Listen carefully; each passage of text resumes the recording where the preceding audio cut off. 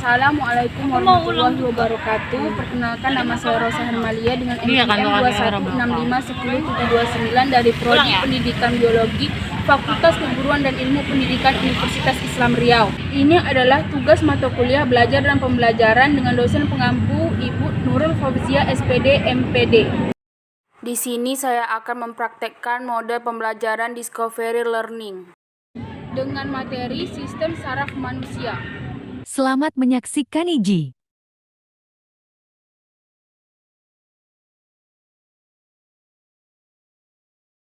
Assalamualaikum warahmatullahi wabarakatuh. Waalaikumsalam warahmatullahi wabarakatuh. Bagaimana keadaannya hari ini, anak-anak sehat? Sehat Ibu. Baik semuanya. Apakah semuanya hari ini hadir? Hadir Bu.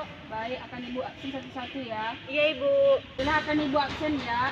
Iya Bu. Linda Safitri, Hadir Bu. Windy Martuti, Hadir Bu. Yeni Safitri, Hadir Bu. Desi Anggraini, Hadir Bu. Arum. Baiklah anak-anak, hari ini kita akan memasuki materi yaitu sistem saraf pada manusia. Ibu akan menjelaskan apa itu sistem saraf ya. Iya Bu. Sistem saraf merupakan suatu struktur yang terdiri dari komponen-komponen sel saraf atau neuron. Sistem saraf bersama-sama dengan sistem hormon memelihara fungsi tubuh. Pada umumnya, sistem saraf berfungsi mengatur misalnya kontraksi otot, perubahan alat tubuh, bagian dalam yang berlangsung dengan cepat, dengan kecepatan sekresi beberapa kelenjar endokrin. Sistem saraf pada manusia memiliki sifat mengatur yang sangat kompleks dan khusus. Bagian-bagian dari saraf otak yang pertama yaitu cerebrum atau otak besar, merupakan bagian yang sangat penting dari otak dari buah hemisfer. Yang pertama, otak besar memiliki berat 83% dari total berat otak. Cerebrum terdiri dari cerebral cortex yang memiliki 4 area dan disebut lobus, yaitu lobus frontal, lobus parietal, lobus occipital, dan lobus temporal. Lobus frontal merupakan pusat kemampuan motorik seperti kecerdasan berbicara dan daya ingat atau memori. Medullary body atau merupakan bagian dari cerebrum yang berwarna putih karena mengandung banyak serabut saraf dan berfungsi mengirimkan impuls dari dan ke cerebral cortex. Kedua yaitu brainstem. Brainstem merupakan bagian yang sangat penting dari otak, terdiri dari beberapa bagian yaitu pertama midbrain sebagai bagian brainstem yang penting. Midbrain terletak di antara dishelon dan pons, merupakan tempat untuk relay impuls dan cerebral cortex ke pons vertikal. Pons berbentuk seperti tonjolan dan terletak di antara midbrain dan medulla oblongata. Pons berbentuk seperti tonjolan dan terletak di antara midbrain dan medulla oblongata. Pons berfungsi sebagai jembatan yang menghubungkan antara brainstem dan cerebrum. Pons merupakan pengontrol proses pernapasan. Medulla oblongata merupakan bagian dari brainstem yang berbentuk kerucut dan mengandung banyak serabut saraf. Bagian ini merupakan pusat pengaturan detak jantung, tekanan darah, pernapasan, menelan, dan muntah. Yang ketiga yaitu dishelon, membentuk pusat inti dari otak depan yang dikelilingi oleh belahan otak. Dishelon terdiri dari thalamus dan hypothalamus. Yang keempat yaitu cerebellum, biasa disebut otak kecil. Bagian ini terletak di belakang kepala dan dekat dengan bagian leher ujung atas serta memiliki fungsi yang sangat penting. Cerebellum berfungsi untuk kontrol kontraksi, otot, postur, dan keseimbangan. Yang B yaitu sel saraf neuron. Yang selanjutnya yaitu sel saraf neuron. Neuron merupakan sel-sel yang sangat kompleks. Meskipun sangat beragam strukturnya, semua sel saraf mempunyai badan sel atau sel body yang fungsinya sangat penting dalam kerja sistem saraf. Sistem saraf neuron ini terdiri dari beberapa bagian, yaitu yang pertama dendrit. Kebanyakan dari sel saraf memiliki banyak dendrit yang merupakan perpanjangan atau percabangan dari badan sel. Dendrit seperti halnya ranting pada pohon yang merupakan percabangan dari dahan pohon. Organel-organel yang terdapat pada badan sel juga terdapat di dalam dendrit. Dendrit berfungsi sebagai penerima rangsang, memperluas area untuk menerima sinyal dari sel saraf lain. Dendrit juga berfungsi menghantarkan sinyal ke badan sel. Yang kedua yaitu badan sel atau the cell body. Sel saraf ini hanya memiliki satu inti sel yang dikelilingi oleh sitoplasma. Kandungan sitoplasma pada sel saraf tidak berbeda dengan sel-sel lain pada umumnya. Badan sel ini merupakan tempat proses dari impuls yang diterima oleh ujung-ujung saraf. Badan sel ini banyak terletak di sistem saraf pusat, namun badan sel yang disebut ganglia yang sering disebut dengan tunggal terletak di sepanjang sistem saraf tepi. Yang ketiga ada akson.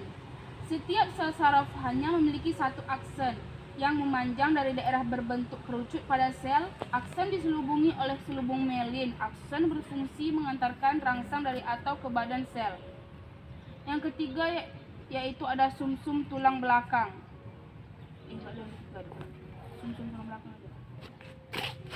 Sumsum tulang belakang. Sumsum tulang belakang merupakan kelanjutan dari medulla oblongata. Bagian ini terus berlanjut ke belakang sampai tulang belakang. Panjang sumsum tulang belakang sekitar 42 cm sampai 43 cm.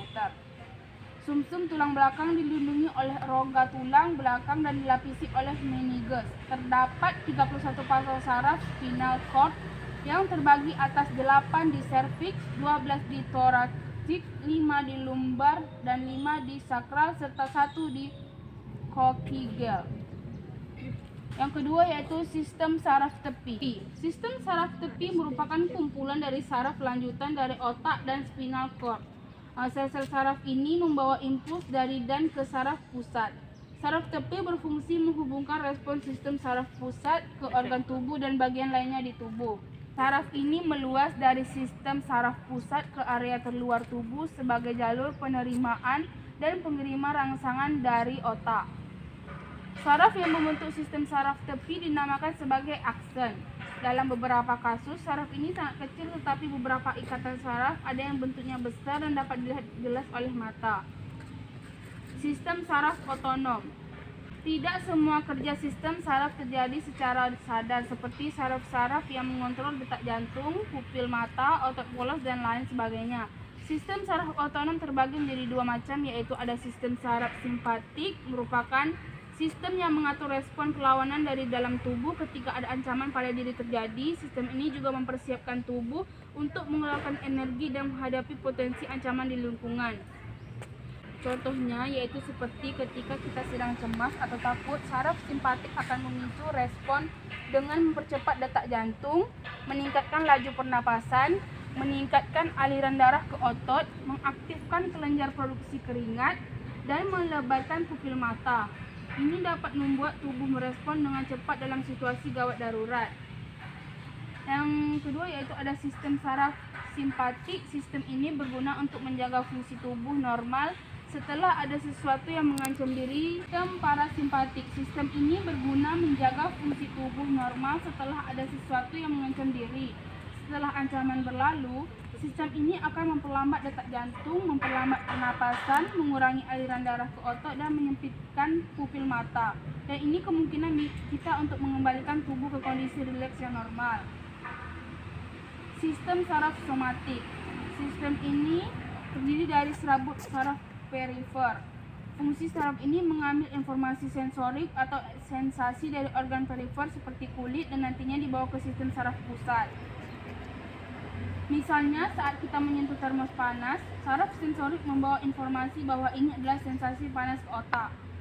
Setelah itu, saraf motorik memberitahu otak untuk mengerakkan otot-otot tangan untuk segera menghindar, melepas atau menarik tangan dari termos panas tersebut ke seluruh. Selanjutnya ada gangguan dan kelainan pada sistem saraf manusia.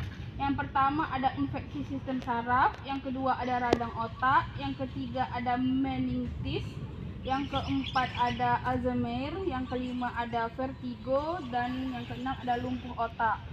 Setelah dari penjelasan materi yang Ibu sampaikan, ada yang ingin ditanyakan? Enggak. Ya, silakan Yesi. Apa itu gangguan vertigo? Vertigo itu adalah kondisi yang membuat penderitanya mengalami pusing hingga merasa dirinya atau sekelilingnya berputar. Meski seringkali dianggap sebagai suatu penyakit yang serius, tapi itu bukan penyakit yang serius, bisa hilang penyakitnya. Terus Bu, cara menghilangkan sakit vertigo itu gimana? Cara menghilangkannya yaitu seperti konsultasi ke dokter, minum obat, dan istirahat secara teratur. kasih Bu. Ya. Selanjutnya apa ada lagi yang ingin ditanyakan? Tidak. Baiklah, jika tidak ada lagi yang ingin ditanyakan, Ibu akan menanyakan kepada kalian apa itu sistem saraf sensorik. Ada yang tahu? Ya, baik Linda. Sistem saraf sensorik adalah sistem saraf yang bertanggung jawab untuk mengubah rangsangan eksternal dari lingkungan menjadi inti. Baik, bagus jawabannya. Baiklah, cukup sekian materi hari ini. Apa ada lagi yang ingin ditanyakan? Tidak, Ibu. Baik, Ibu tutup pelajaran hari ini. Jika ada kesalahan, Ibu mohon maaf. Wabillahi taufiq wal hidayah. Wassalamualaikum warahmatullahi wabarakatuh. Waalaikumsalam warahmatullahi wabarakatuh.